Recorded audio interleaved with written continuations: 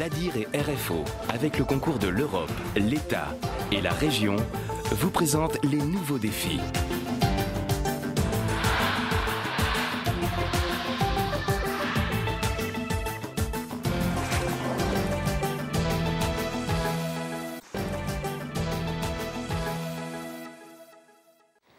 Dans la famille Châtel, je demande Jean, le grand-père.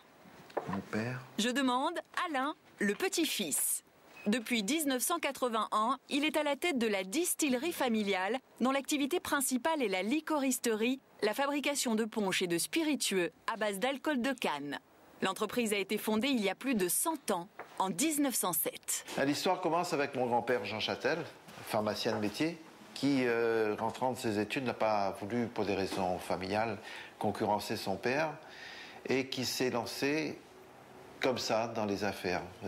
Sa thèse avait été faite à l'époque sur les plantes médicinales de l'île de la Réunion. Elle est toujours là, avec moi.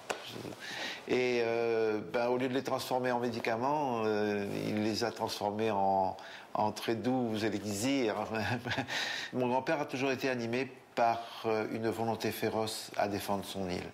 L'idée est de valoriser les fruits de la Réunion, les transformer et les allier à un autre produit local, le rhum ou l'alcool de canne.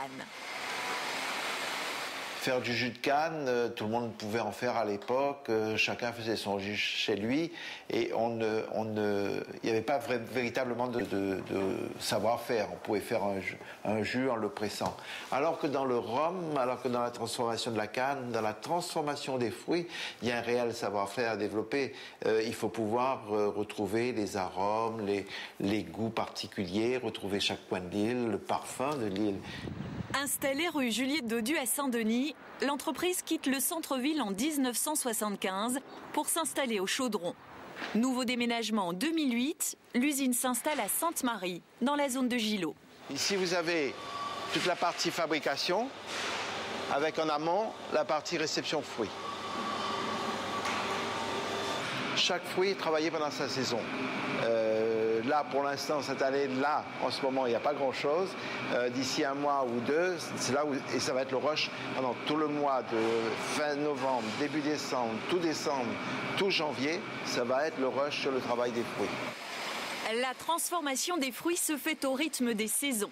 Mais la production est organisée pour pouvoir embouteiller les produits tout au long de l'année.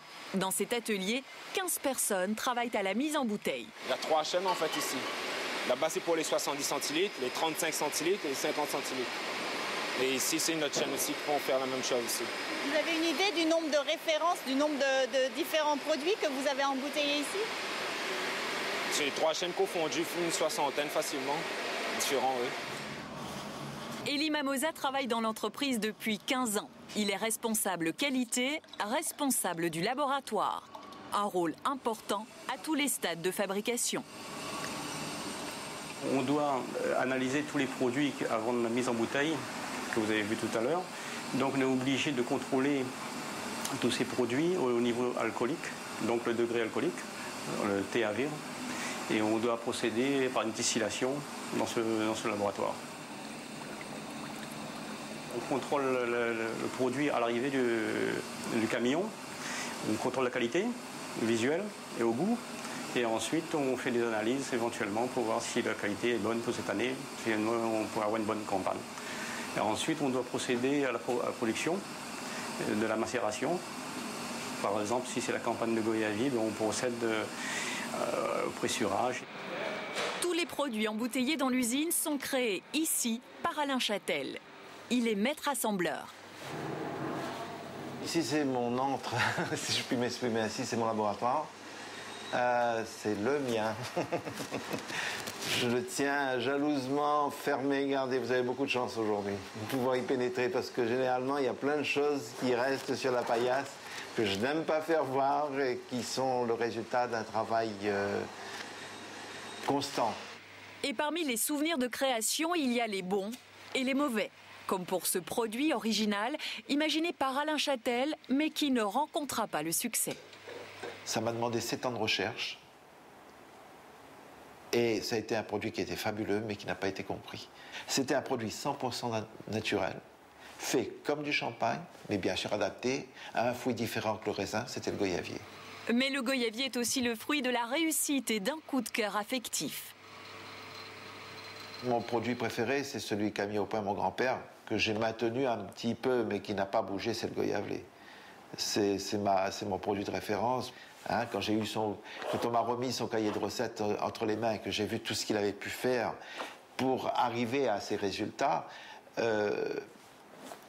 pour moi, c'est une référence. Aujourd'hui, l'entreprise fabrique plus de 80 produits différents déclinés sous 14 marques. Depuis 2007, elle a également étendu son activité de négoce.